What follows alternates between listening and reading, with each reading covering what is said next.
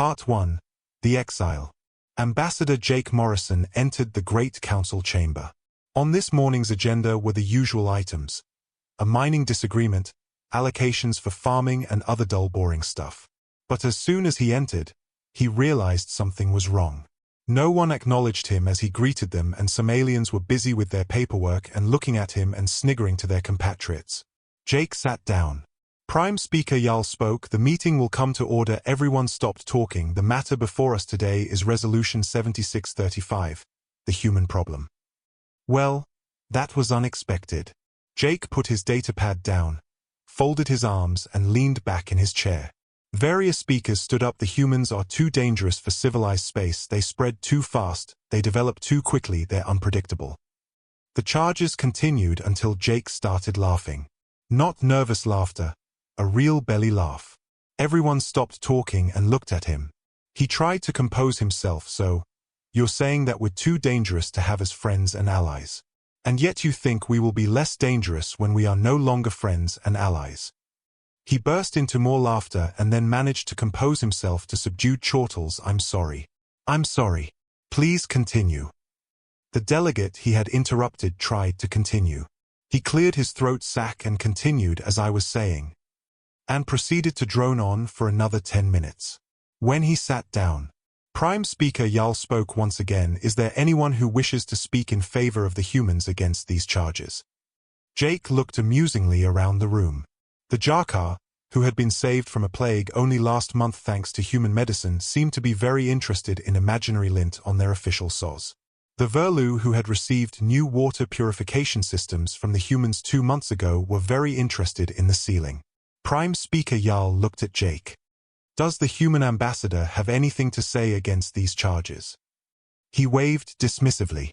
"No, no. You can only Prime Speaker." "Very well. Let's put it to the vote." The vote was cast. At the end, 800 voted for expulsion and 47 abstained. Yal spoke again. "So be it. The humans are expelled from Council space. They have a year's grace to leave. Any human found in Council space after that will be considered a hostile." He looked at Jake again. "Does the human have anything to say now?" He got up. "We will not stay where we are not wanted." He nodded at Yal. "Prime Speaker." Delegates, and with that he left. The humans in Council space were not allowed to take anything, even personal items. They were only allowed the clothes on their back. Armed Council guards enforced this. Jake wasn't even allowed to take his briefcase. When they took it from him, "Oh no, not my favorite briefcase. How am I going to bring all of those reports to the Council now? Oh wait, I don't need to. Keep it." During the time up to leaving, some aliens tried to come to say goodbye and try to explain why they had voted against humanity. When they said they were sorry, Jake smiled. "Not as sorry as I am. Sorry I wasted my time saving your lives." They had never seen him so cold. 3 months later, he was the last to leave. Those who had led the vote came to gloat. "Good riddance, human," they said. "Oh fellas, you need not have come. Boy, I am going to miss seeing your beautiful faces every day." And with that he left. As the door closed, they looked at one another. One said, "Did he just insult us?" The self-satisfied delegates who had come to gloat outside the now vacant human embassy returned to the Great Council chamber, still discussing whether Jake Morrison's parting words were an insult or genuine affection. The human was truly maddeningly difficult to read. The Prime Speaker, Yal, restored order, his compound eyes gleaming with the satisfaction of a difficult job completed. "Delegates," Yal began, "let the records show that Resolution 7635 is successfully executed. The human threat is contained. We will now proceed with the orderly division of resources and territories. First, the human embassy on Epsilon 9. A frantic, multilimbed delegate from the Xylosian Corporate Combine, a group that had been quietly hoping to snap up human-built infrastructure, burst into the chamber, wheezing and clicking. "Prime Speaker. Delegates. The embassy. It's empty." Yal looked down with a sigh. "Of course, delegate. The humans left. That was the point." "No, sir. Empty. Completely. Not a datapad, not a desk, not even a bio-waste receptacle. The walls are clean. They didn't even leave behind the structural plating. The whole building is a perfectly hollow shell. And the sub-level research vault, it's just a meter-thick plug of solid, polished durasteel. Nothing inside. The power core is gone. They took the very wiring out of the walls. A low murmur rippled through the chamber. The expected windfall of advanced human research and technology, the real prize for the expulsion, was gone. The Jarkar delegate, who had been so fascinated by imaginary lint, stood up, his voice tight. Soon similar messages came from all over council space. The humans had left nothing behind but empty buildings. Apparently, they had not been as unprepared as they looked. As the planet vanished into the distance, Jake smiled, an evil predatory smile. They thought that they had been so clever. But he had seen the signs. Delegates avoiding him. Meetings being held without him. They could not have been more obvious if they had hung signs around their necks saying, "We are going to betray the humans." You would have thought the speed and efficiency of the evacuation would have alerted to them to the fact that the humans had been prepared. But no, of course not. They were all so much cleverer than those bipedal apes. All personal belongings, all research and all information available about alien technology had all been sent to Earth ahead of the resolution. He would love to see their faces when they enter the embassy and find it completely empty of all sensitive documents. All of those secrets they were hoping to steal vanished. He stopped smiling. So it was over. 27 years ago the Council first welcomed humans into their fold. And Jake Morrison has been involved in all of it. From his starting as a junior attached to him reaching the rank of ambassador, he has been part of this cultural and engineering revolution.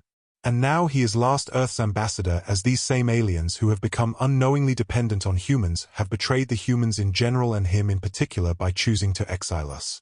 It was not fear that had motivated them. It was jealousy and envy. We had indeed grown too fast. And they were worried that we would take over. Unfortunately for them, they were already too late. Humanity had silently become the most important member of the Council already. Oh, it wasn't intentional. We didn't plan it. It was just that being a Deathwalder from Earth had a number of advantages that the other aliens lacked. We had a much higher tolerance to risk and danger. We were prepared to travel through the dangerous parts of the galaxy. That had allowed the freight haulers to halve the time taken to a delivery, and so they managed to earn twice as much as the other aliens. The crews were better armed and better trained in close combat, which meant they could deal with pirates better. So much so, that pirates avoided any vessel that humans on board. So our freight haulers were faster and safer. Coming from a death world, we were happy to colonize worlds and areas of space that the other aliens had declared uninhabitable. These were usually rich in valuable minerals that the other aliens could not get to. It also meant that we could produce food closer to existing markets, making it cheaper. Humans had also developed the ability to read and understand body language from millennia of owning pets that did not speak any human language. That and empathy, being able to put ourselves in the shoes of other aliens and understand their concerns from their point of view, led to humans being excellent diplomats who could find common ground amongst aliens with very little in common. Getting to the heart of what two opposing sides wanted from a conflict enabled them to provide solutions that were not compromises but gave both sides what they really wanted because they were not mutually exclusive. Humans had a willingness to include non-humans into their pack or family meant that negotiations were not carried out on business terms, but so every member of the family was cared for properly. Along with the idea that human rights belonged to every sapient being, which meant that any and every alien deserved equal consideration. There is no concept of lesser species with us. That made us essential as diplomats and mediators. Not to mention the alien obsession with aliens going to coffee shops and bars to secretly watch humans consume poison for pleasure. The festivals where humans would compete to see who could eat the hottest chili pepper, and cat videos and internet memes. All of these things had meant that humanity had taken deep root into the foundations of the Council, and ripping them out was going to cause a lot of pain. The ship passed the line of beacons that the Council had already installed on the edge of human space. He listened to the broadcast. Attention. Human vessel. You are approaching Council space. Turn back now. Jake sighed. He was home. And it was now the Council's problem on how to deal with the absence of humanity. Part 2. The realization. As soon as the evacuees reach Earth or its colonies, They were given housing and research labs exactly like the ones they had left, except that there was now no council bureaucracy that they had to fill in for every little change. The engineers were given factories to enable them to continue building the same useful things for humans that they once built for the council. The IT specialists were given labs to allow them to develop more hardware and better software. It was literally business as usual, except there was no one saying no. Jake sat in his new office on Earth that was exactly like his old, right down to the potted plant. The only difference was the view. It was not space he saw, but a beautiful lake and mountains in the distance. He sat down in his chair and sighed. They could have been vindicative and left kill switches in their technology so that it turned off when they left. But that would have been mean and unnecessary. The problems would start when something changed and they had to deal with all of those human modifications we had made. His thoughts were interrupted by a call. It was Dr. Wilson. "Jake," she said, "that plague cure was just a temporary one, yes? Doctor, I remember you telling me, well, they only have enough supply for a month." "Yes, Doctor, well, what happens then? We must help them." "And so you shall. Find a permanent cure and in the meantime make up a new batch for when they run out."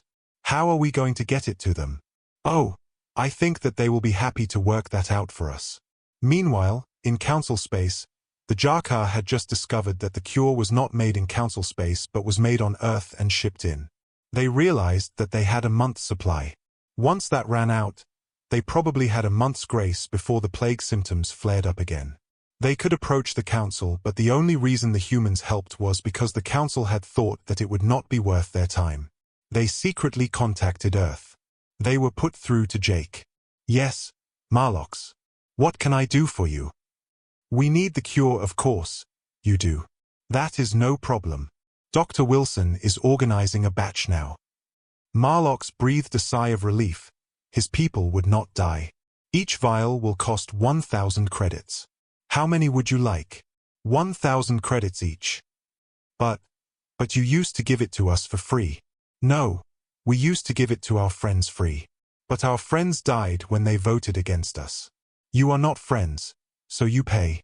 "But we abstained." "Not good enough." Marlock sighed. This was the new reality that he had voted for. It was harsh and brutal, but his people needed to live okay. 1,000 credits per vial. "Good," Jake said. "I'll pass you over to my secretary," and with that he was gone. No goodbye and no courtesies. Evidently, those were only for friends as well. "Hello, Delegate Marlox. I'm taking over the logistics," Maya said, her voice smooth and devoid of any warmth. "Regarding delivery, the Republic of Earth is now considered an extra-council entity, and as such, we do not operate within your sanctioned space. You will need to arrange for a vessel to meet our transport at the Krypton 7 jump buoy. That is the designated exchange point." Marlox checked the coordinates. Krypton 7 was outside Council jurisdiction, dangerously close to the contested territory known as the Scar, and heavily patrolled by privateers and rogue elements. "That's a difficult and hostile sector, Ms. Maya. Can you not meet us closer to—" "I cannot," Maya interrupted, her tone becoming sharper. "You have 1 month of antiviral supply remaining. The first batch will be ready in 10 standard days. The exchange window at Krypton 7 is 2 p.m. hours on the 11th day. Payment must be confirmed electronically 1 hour before the transfer. Cash is not accepted." At the end of the call, Marlox slumped in his chair. Not only were they being charged, but they had to risk a valuable ship and crew to pick it up, all while being treated with the clinical contempt usually reserved for galactic pests. They were buying life at the cost of their dignity and treasury. As time went on, other council members started to feel the pain of the lost humans. The loss of the fast, dangerous routes had meant that freight took twice as long to reach anywhere, and this had led to increased costs, delays, scarcities, and some items like food and medicine going off during the longer transit. No one else could take over the planets and stations in uninhabitable space, and that meant a sudden shortage of raw materials and food. This meant more scarcities and higher prices. And the human IT specialists had replaced their Earth-based Gen 6 quantum cores with the standard Gen 3 versions of the Council. That meant a massive increase in processing time, which added delays to everything involved, from calculating hyperjumps to stabilizing reactors. And that meant more intervention from the aliens who had taken over to adjust them constantly. All of these things were minor when considered in isolation, but they became a massive problem when you added them all together. 2 weeks after the human departure, Prime Speaker Yal called an emergency session. The chamber was not filled with smug, self-satisfied delegates this time.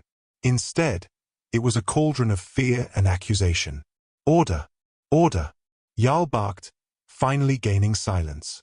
We have received numerous reports of critical infrastructure failures, trade route disruptions, and crippling supply chain shortages. The human withdrawal was not merely a physical removal. It was an act of economic and technological warfare. The Verlu delegate stood up, his faceplate misted with distress.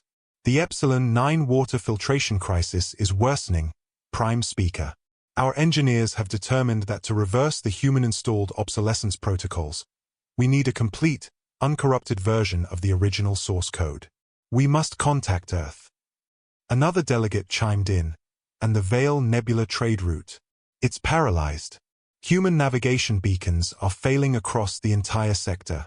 Our commerce is dying.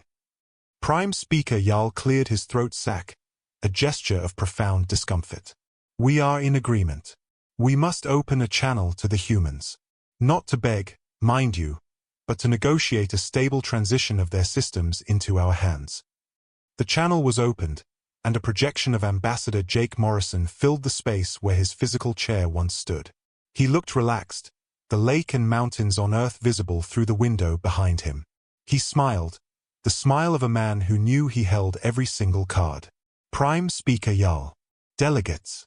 To what do I owe the pleasure? I thought we weren't wanted. Yal forced his voice to be steady. Ambassador Morrison. We wish to discuss the transfer of licensing and technical documentation for the various systems and services you provided during your tenure. The transfer of legacy assets, Jake said, nodding sagely. That is what we call it. No problem. We have a full catalog of services available for purchase. He gestured, and a massive document appeared on all the delegates' datapads. It was a single, 3-word title, the Friendship Discount. Ambassador Jake Morrison smiled faintly at the silence following the mention of the Friendship Discount. Prime Speaker, Delegates, Jake continued, waving a dismissive hand. Forget a one-time lump sum. Humanity isn't interested in that. We're interested in demonstrating our ongoing value. He gestured again, and the large document on the delegate's datapad scrolled down to reveal the actual terms, titled, The Republic of Earth Perpetual Service Agreement, REPSA. Effective immediately, all formerly free human services, from the core AI that runs your defense nets to the proprietary code that keeps your Verlu water systems from dissolving, are now available via monthly subscription, Jake announced, his tone pleasant and professional. We've analyzed the total economic impact and productivity boost our presence granted you. We've compiled the bills. The delegates stared at the numbers. The collective cost of maintaining every essential human-made system across Council space was calculated to be a staggering 500 million galactic credits per month. Jake leaned into the camera projection. This isn't just a fee for the cure, or the code, or the hardware. This is a management fee for the continued functionality of your civilization. It's what it costs you to keep running the way we helped you build yourselves.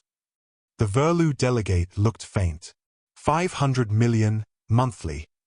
That's the friendship discounted rate, based on the fact we still hope to see some of your beautiful faces someday, Jake clarified with a mock-pained expression. And just to keep the accounting clear and everyone motivated, please note Clause 4B, the reinstatement penalty. Jake paused, letting the fear build. A missed payment for any reason, technical difficulty, bureaucratic delay, or an act of war, will immediately render the contract null and void. All associated systems will cease operation permanently. Reinstatement of service will require a new REPSA contract, starting at double the previous monthly fee, and all outstanding balances paid in full. Consider it a late fee designed to remind you exactly how much our presence was worth to you when we were allies, and how much our absence costs you now. Chaos erupted. Delegates began shouting over one another, demanding concessions, crying that the prices were predatory. Prime Speaker Jarl was the first to regain a semblance of composure. He pointed a trembling finger at the Jarkar delegate, Marlox. Delegate Marlox, you were in contact with the humans before this meeting. Your people were granted the antiviral, the Jarkar plague cure. What was your arrangement? Jarl demanded. Marlox stood up slowly, wishing for the invisibility of lint. He stammered out the truth. The cost for the antiviral vials was 1,000 credits per unit, Prime Speaker. And we must send our own ship to Krypton 7 to retrieve it. It was not part of this perpetual service agreement. A wave of confusion and indignation swept the chamber. 1,000 credits. A single, small line item, a delegate from the Zintri Mercantile League sputtered. And our trade route navigation is 500 million credits a month. Jake nodded, confirming the discrepancy. Ah, yes. The Jarkar reached out for a specific, immediate, life-saving purchase. They are dealing with us on a per-transaction basis for that one drug, with a small, specialized markup to reflect their abstention vote. It's expensive, inconvenient, and completely unsympathetic. He paused, his eyes sweeping across the gathered, panicking aliens. The rest of you? You severed the entire relationship. You cast us out. You are not buying a vial of medicine. You are buying the continued operation of the civilization we built for you. You are paying for the privilege of continuing to exist without us. And frankly, Prime Speaker, Jake finished, his smile now pure, chilling business.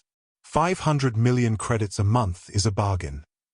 Jarl stared at the projection, understanding dawning like a cold, cruel sunrise. They hadn't just lost an ally. They had made themselves utterly dependent clients, and humanity was now their merciless landlord. They had traded friendship for a massive, monthly financial noose. The delegates didn't agree immediately, but a comprehensive, 72-hour cross-council study delivered a chilling reality check. Shutting down human-sourced tech meant civilizational collapse and a 30-year recovery period. Phased replacement, while agonizing, would take 5 to 7 years and cost tens of billions in fees alone. We will proceed with the phased replacement, Jarl declared, his voice heavy with defeat. We will pay the humans. We will launch the Independence Initiative immediately. And we will never miss a payment. To meet the first bill, the Council was forced to impose a massive 30% tariff on intra-council trade and redirect the entire collective defense budget to the Repsa fee. Jake Morrison, watching from Earth, smiled. The real victory was the realization dawning on their faces. They had voted to expel their friends and, in doing so, had hired their most expensive and most unforgiving enemy. Part 3. The Revolution. 3 months after the Council reluctantly signed the First Republic of Earth Perpetual Service Agreement, Repsa, check for 500 million credits, Ambassador Jake Morrison appeared once more as a projection in the Great Council chamber. The delegates were visibly grayer and more irritable. The internal strife over the massive new tax had been relentless. Prime Speaker Jarl. Delegates, Jake greeted them, his tone unusually light. I have a proposition that might ease your financial burden slightly. Jarl's antennae twitched with suspicion. Ambassador. We are listening, but we will not discuss renegotiating the core Repsa terms. Not at all, Jake assured him. I'm offering a purely voluntary incentive program. Given the smooth execution of your first 3 payments, and I must commend your fiscal discipline, especially under pressure, the Republic of Earth is prepared to offer a 10% discount on the monthly Repsa fee. That's a saving of 50 million credits per month. The delegates gasped. 50 million credits was enough to restore their defense budget or significantly lower the new trade tariffs. It was an astronomical saving. And what is the price for this discount? Jarl asked, his voice tight. A simple humanitarian gesture, Jake said, spreading his hands innocently. When we were expelled, many of our personnel had alien spouses and children who were forced to leave council space with their loved ones, taking only the clothes on their back. Many of them are deeply distressed about being cut off from their extended families. He paused, letting the humanitarian appeal sink in.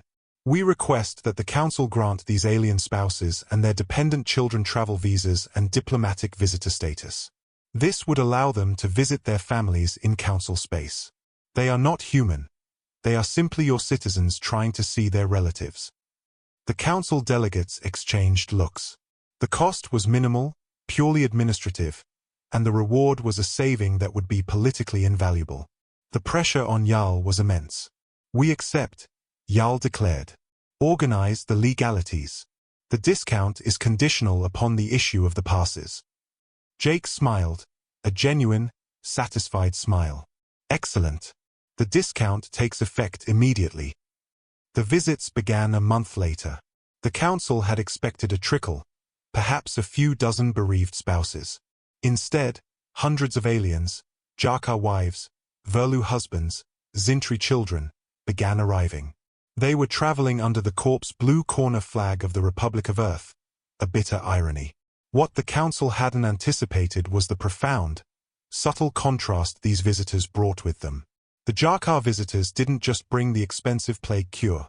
They brought small, personal gifts, human-made synthetic fabrics that were softer, more durable, and cheaper than anything produced in council mills. The Verlu visitors brought advanced, compact human food synthesizers, gifts for their parents, that could generate perfectly tailored, nutrient-rich meals in minutes, a stunning technological leap over the council's clunky, years-old models. They spoke about their new lives in human territory, not with bitterness, but with quiet, genuine contentment. Business as usual, but better. They had the same research labs, the same factories, the same security, but now the bureaucracy was gone, replaced by a dynamic, rapid-fire efficiency that was accelerating development at breakneck speed. The spouses who returned to Earth were loaded down with requests from their families. "Bring more of that soft fabric. Can you get me the schematic for that food synth? Why is your child's datapad so much faster than the council-issue ones?" Word spread like wildfire. The Jarkar working class saw the fabric and realized their leadership had lied. The humans weren't dangerous, they were just better. The scientists and engineers in the council saw the speed of human development and realized they weren't just paying a monthly fee for old tech. They were paying a ransom to stay decades behind the new, unconstrained human golden age. Jake's plan was working perfectly. He wasn't just extracting wealth, he was extracting loyalty and belief. The council had expelled humanity physically, but Jake was now smuggling in the idea of a better life through the very visas they had agreed to issue. The technological disparity and the accompanying social pressure became too much for the council to bear. The delegates were constantly being petitioned by their people, not to expel the humans again, but to replicate the quality of life they saw in the gifts and stories brought by the visiting spouses and children. When the council eventually complained to the projection of Jake Morrison about the technological gap opening up, Jake simply shrugged. "We would be prepared to upgrade your tech to our latest standards, of course. But providing that level of support is resource-intensive. It would cost you the 10% friendship discount you currently receive." Jarl looked ready to explode. "You offer us a discount only to take it back as soon as we need the very progress you are flaunting." "Well, there is an alternative," Jake offered, his voice smooth. "If you don't want to pay the fee, you could send your brightest and best children to human space. We will provide them a full human education in whatever STEM field they are interested in. Then, when they return, they can upgrade your technology on an ongoing basis themselves." It was the most delicious revenge. These young people would get to experience human life in all of its glory. They would be educated in human labs, eat human food, and experience a culture of meritocracy and speed. They would take back more than just engineering degrees. They would take back a taste of what life could be like if their council were not so stagnant and anti-progressive. Jarl stared at the man on the screen. He knew what Jake was doing. He was stealing their future by offering them a way to survive their present. But with the riots starting in the Verlu sectors and the Jarkar demanding the human standard fabrics, the council had no choice but to agree. They weren't just paying rent anymore. They were sending their heirs to be raised by the enemy they had tried to destroy. The young delegates, the brightest and best from council space, arrived on Earth and its colonies, prepared for a rigorous academic schedule and intense technical training. They were expecting a cold, ruthless human efficiency, perhaps even gloating.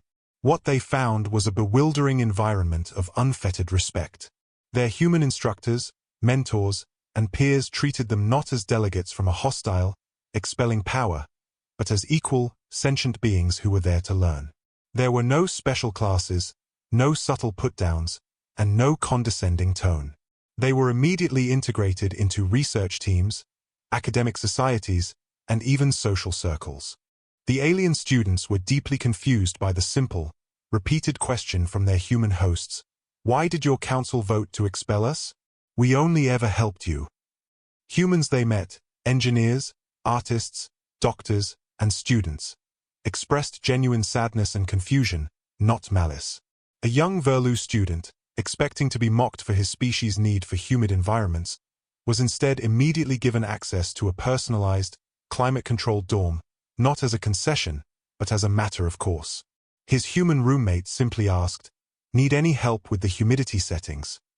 A Jarkar student, who had been taught that humans were aggressive, unpredictable apes, was partnered with a human medical student who showed him how to use revolutionary new surgical microbots. The human never once questioned his ability, saying only, "You're going to be a brilliant doctor. Your people need you." The students were treated with an immediate, baseline level of consideration, respect, and equal rights that they had rarely, if ever, experienced in the highly stratified, species-centric council space. They found themselves treated as honorary humans, not by command, but by the natural, default setting of human culture. This was the core of Jake's revenge.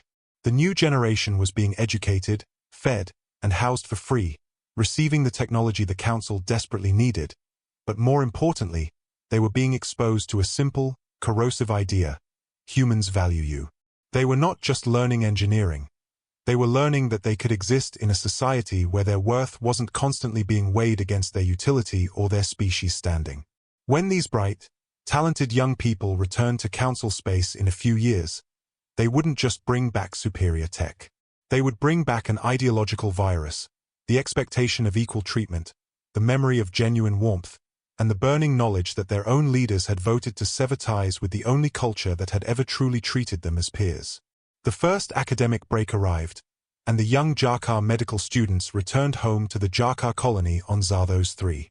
Unlike the adults who had traveled before, these students were steeped in the human culture of transparency and collaboration. They didn't see the council delegates as their superiors. They saw them as well-meaning but tragically misguided individuals. One such student, a brilliant young female named Scylla, sat with her father, Delegate Marlox, who was poring over financial reports, his head aching from calculating the next Repsa payment and the rising cost of the antiviral vials. Scylla was home from human space to spend time with her father and to work in the local hospitals. She enthused about how wonderful it was in human space and how nice everyone was. Marlox sighed, clutching the financial data. "Of course, it is. We pay for it all with our overpriced medicines. Scylla, we are barely holding on. Every vial costs us 1,000 credits. We are emptying our treasuries just to survive." Scylla stopped, her smile fading as her expression became very cold. "Father, do you actually think that it costs nothing to create the drugs that keep us alive and healthy?" Marlox was too bitter to notice the warning in her voice. "Well, I'm sure that it's not as much as they charge us." "It's 1,000 credits a vial," Scylla repeated. "Do you anything about the process?" Marlox was suddenly on the defensive. "Well, they said something about it taking 10 days. "Technically, yes," Scylla said, her voice clinical. "It actually takes 240 hours from start to finish. And once the process is started, you cannot stop without losing the batch. The thousands of individual steps needed to produce the drug need constant monitoring by skilled staff because the range of acceptable conditions is tiny. They must be prepared to make adjustments at a moment's notice. Any problems and the batch is useless and is disposed of. Despite all of this effort, about 50% fails quality control and is not shipped to us." Marlox blinked. "I had no idea." "And once the batch is made," Scylla continued, "it needs to be stored in special containers so it can be shipped to us. Containers that cannot be reused because that would also cause contamination. After the batch is made, the machines need to be stripped down and sterilized because any of the previous batch that remains will contaminate the present batch. Then the machines need to be painstakingly put back together ready for the next batch and then double-checked and recalibrated. That whole process usually takes another 10 days, although that doesn't require people to work around the clock. Marlox shifted in his chair. Well, yes. That sounds expensive. And then it has to be shipped to you by a trusted courier who doesn't bump it too much because that would cause it to degrade and become useless, Scylla said. That is what that little dot on top is all about. Or did you think it was shipped free as well? Well, of course, Marlox muttered, really on the back foot now. And have they ever asked you to pay them for all the times they absorbed the costs of the monthly drug or even the cost of developing it in the first place? Scylla asked. Have they asked you for any payments for the continuing work of Dr. Wilson as she works towards a permanent cure? No, Marlox admitted. No. So, if we are finally paying for this drug, that is your fault. Marlox thought he had found an opening. Well, if it cost them so much, why didn't they arrange to build the factory here so they could save those costs, HM? He felt triumphant, thinking he had finally caught her in an inconsistency. Scylla exhaled, a long, tired sound. Funny you should ask. They had plans. They were going to build the factory and train our people, at their own expense, of course, so we could control our own destinies. So why didn't they then? HM? HM? Marlox pounced. Well, someone voted to exile them before they had the choice to put their plans into action, Scylla said quietly. Marlox's shoulders slumped. He couldn't wheedle out of it. She was right. If only he had had the backbone to make a stand, everything could have been different. Scylla got up. I have a headache now and I have to get up early tomorrow, so I am going to bed. She paused at the door. You know, you did them a favor exiling them because you showed them who you really are. You only pretended to be their friend to get the cure out of them. You didn't care about them and still don't. All you think about is you. Good night, Father. With that, she left. Marlox slumped into his chair. All her other words were daggers to his pride, but those last words were daggers straight into his heart. The vote had cost him much, but the worst thing it cost him was his daughter's respect. He put his head in his hands and sobbed for a long time. The next morning, he got up determined to make amends. He made Scylla her favorite breakfast, put it on a tray, and took it up to her room. He froze outside her door. She had left a note, I have left to work at the hospital. I shall be too busy to see you for the rest of the holiday. Perhaps I will have some time next holiday. He let the tray fall, spilling its contents everywhere, but he did not care. He slumped to his knees. He had not just lost her respect. He had lost her love too. He wept and wept. The revelation that the Jarkar's exorbitant payments were funding their own salvation had already shattered Delegate Marlox. As the next student holiday approached, he was bracing for another costly and dangerous trip to the Krypton 7 jump buoy. Then, a transmission came through from Jake Morrison's secretary, Maya. Her voice was as smooth and professional as ever, carrying the weight of a multi-billion credit operation. Delegate Marlox, Maya stated, cutting straight to the point. You no longer need to pay for the temporary antiviral cure. Please do not prepare a vessel for the journey to Krypton 7. Marlox felt a dizzying mix of relief and confusion. What? Why?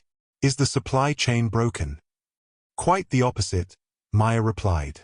Dr. Wilson's permanent cure initiative has achieved full success. The permanent genetic fix for the Zarthos plague is ready for distribution. She paused, then delivered the final, calculated thrust of Jake's revenge. Your daughter, Scylla, is bringing the permanent cure with her. It will be delivered through official channels, accompanying a Jarkar family who are utilizing their visitation rights on holiday to your planet with full diplomatic status. Marlox stammered, his mind racing. But she is a student. She is not allowed to bring anything back from Earth. That is the Council rule enforced by the very people who voted against you. Maya's silence spoke volumes about the absurdity of the Council's rules now. Scylla will be traveling under a Corp's Blue Corner diplomatic charter, acting as a courier for essential humanitarian aid. The Council, having granted these travel visas, will not, I assume, impede a life-saving medical delivery. We thank you for your business. Marlox leaned heavily on his desk. His people were saved. The crushing financial noose of the 1,000 credit per vial charge was gone. They were free from the threat of the plague and free from that specific form of economic exploitation. Then, the fear of a father pierced through the political relief. Scylla, is she? He couldn't finish the question, the thought of his daughter being vulnerable to the plague terrifying him. Maya's reply was instantaneous and reassuring, but laced with the reminder of human superiority. All Jakar citizens under Earth protection, including all students and visiting spouses, have already received the cure. Scylla is fine. The impact of this simple sentence was immense. Humanity had cured the Jakar citizens they protected before they even informed the Council. The enemy had prioritized the health of the alien individuals over the politics of the Council, proving, once again, that human kindness was their most potent weapon. Marlox closed the transmission. He felt physically lighter, yet his moral debt to humanity had never been heavier. The plague was gone. But the Republic of Earth Perpetual Service Agreement, REPSA, the 500 million credit monthly fee, remained. The Jakar had been freed from one financial shackle only to be reminded of the larger one. Jake Morrison had surgically removed the immediate crisis, the plague, but only after forcing the Jakar to pay for their own rescue, and only after using their daughter to prove that the human way of life was superior. Marlox knew that when Scylla returned, she wouldn't just be bringing a cure. She would be bringing a revolution of ideas, paid for by the Council's own treasury. As other students returned during subsequent holiday breaks, the Council, desperate to get something for the 500 million credits they were hemorrhaging monthly, put the students to work. The Council expected them to toil laboriously in old labs, attempting to decode the technology they had been forced to pay for. Instead, the young graduates became an unstoppable, hyper-efficient technological army. They were set the task of fixing the chronically malfunctioning Verlu water purification systems, a problem Council engineers had struggled with for months. The students, treated like heroes and given access to the systems, completed the necessary upgrades in 2 standard days. When the stunned Council engineers asked how they had managed to solve the intractable problems so quickly, the students looked genuinely confused by the question. It was simple, a young Verlu engineering student replied, while casually integrating a human-sourced neural network patch into the Council's ancient server. The humans taught us that the original design was elegant, but inefficient due to unnecessary bureaucratic choke points in the code. Once you learn to think like a human, it's easy. The Council realized the terrifying truth of Jake Morrison's revenge. The students viewed the fixing of Council technology as homework. Earth had credited their work back home as part of their STEM curriculum, reinforcing the idea that the Council's problems were beneath their skill level. Their new effectiveness wasn't based on a new gadget, but a new philosophy. They had shed the Council's restrictive, species-centric, fear-based thinking, replacing it with the human ethic of efficiency, collaboration, and radical problem-solving. They could physically expel the humans from their borders, but Jake Morrison had successfully smuggled a Trojan horse of pure ideology into the minds of their future leaders. The Council was paying 500 million credits a month to fund its own inevitable, peaceful, and complete cultural overthrow. The humans were gone, but their influence was now permanent, embodied by the very children the Council was counting on to save them. Part 4. The Return. 3.5 years had passed since the expulsion. Jake Morrison stood on the graduation stage, looking out at the hundreds of bright, successful, and thoroughly humanized alien graduates. They were the children of the very delegates who had voted to expel humanity, and they were the most delicious form of revenge. He had kept his word. The Republic of Earth Perpetual Service Agreement, REPSA, fee, initially a staggering 500 million galactic credits a month, had been progressively cut by 10% each year. Today, it was effectively zero. Jake had informed Prime Speaker Jarl that the fee would drop by 10% each month until it was completely gone, because the graduates were now ready to take over. The financial stranglehold was ending, replaced by an ideological one.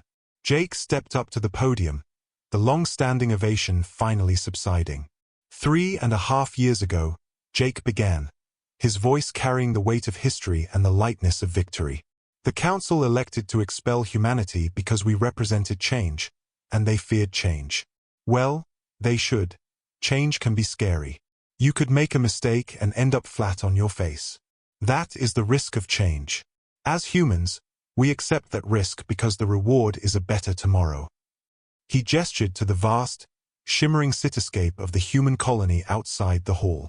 We have lived by that motto, unfettered by your treaties and your politics.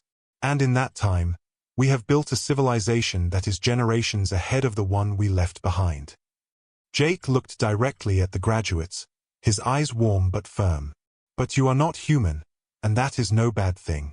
We may have taught you to think like humans, to see possibilities, to value efficiency, and to demand dignity, but you are still you. You are Jakar, Verlu, Zintri, and so many others. And you are returning home. He paused, letting the final truth settle over them. Our greatest revenge against the council is not the billions we made you pay. No.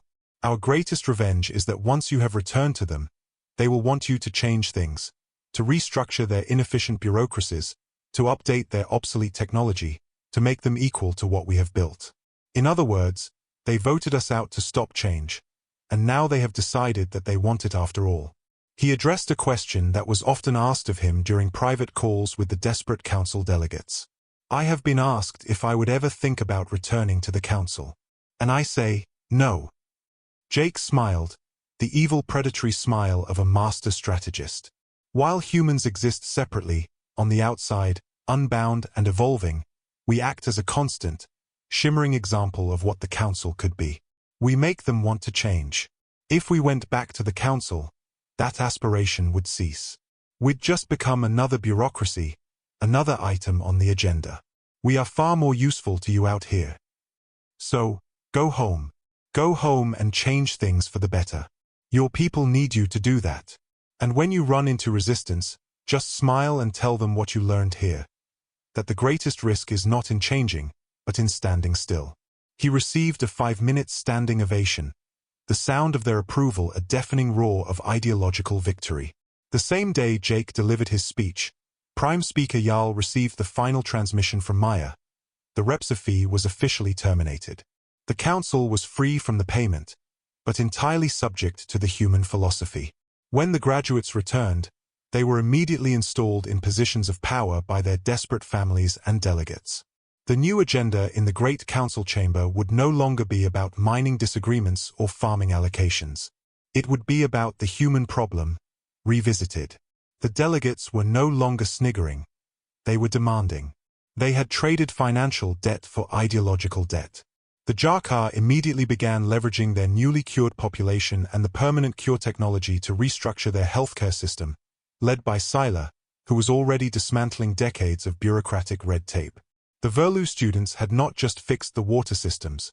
They designed and implemented decentralized, self-regulating infrastructure that cut maintenance costs by 90%, immediately leading to a political crisis for the old utility providers. The council had expelled humanity to protect the status quo, and in doing so, they had outsourced the training of their own future revolutionaries to the people they feared most. Jake Morrison's HFY story was complete. He had forced his enemies to pay for the privilege of adopting human progress.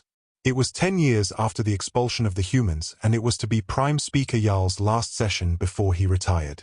He was not physically old, but he felt it when dealing with the rate of change in those last 10 years. Prime Speaker Jarl stood before the Great Council Chamber for his last session, the air thick with the buzzing energy of 1,000 new ideas and technologies that had sprung from the minds of the human-educated youth. It was a completely different chamber than the one he'd presided over a decade ago, sleeker, more efficient, and humming with a relentless, human-like drive for progress. Jarl felt every year of the decade, worn down less by age and more by the shockwave of unconstrained change. He cleared his throat sac, the familiar sound cutting through the low murmur. The meeting will come to order. The delegates, many of them young, former students of Earth's universities, now in positions of power, immediately silenced their whispered debates. Jarl looked out at the faces. Sila, the Jakar doctor, was now heading her species delegation. The young Verlu engineer was now the director of galactic infrastructure. The agenda for this, my final session, contains 2 items that are, I believe, profoundly reflective of the last 10 years, Jarl stated, his voice steady. Item 1. The Joint Development Initiative. The first item is the formalization of a joint development initiative with the Republic of Earth. A collective rustle of excitement moved through the chamber. Jarl continued, a note of detached irony in his voice. This initiative, spearheaded by the new generation of experts, proposes a formal, collaborative partnership to reduce the cost of further technological innovation. Essentially, we wish to officially pool resources with the humans to prevent the cost of research and development from escalating beyond our means. He laid out the details. The Council would provide raw materials and access to unique galactic resources. Earth would provide the core R&D facilities, the project management, and the expertise. It was a formal acknowledgement that, despite being separate, the Council needed the humans as a partner in a way they never had before.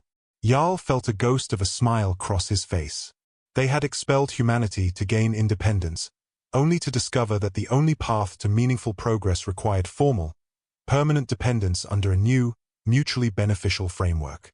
They were finally, willingly, asking the humans back into their systems, not as a superior, but as an indispensable partner. Item 2. Council Liberation Day.